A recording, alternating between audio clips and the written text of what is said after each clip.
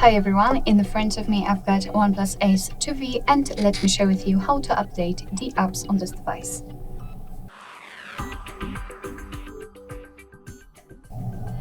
So first of all, make sure that you've got the internet connection because it is required, and then let's enter the Play Store.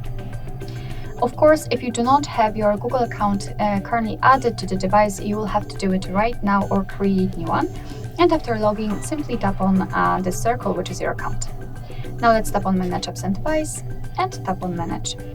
And as you can see here, we've got the list of all currently installed apps, and after tapping on Updates Available, we can check which one we can download.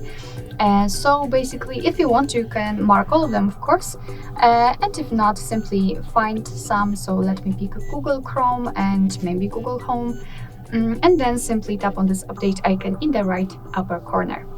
And as you can see, your device will right now download the updates, and after that it will automatically apply them to your apps. So basically you do not really have to do anything more, just wait patiently. Of course, you can do whatever you want, you don't have to stay in this place until it will be finished. Alright, so that'll be all. Thank you so much for watching. I hope that this video was helpful, and if it was, please hit the subscribe button and leave the thumbs up.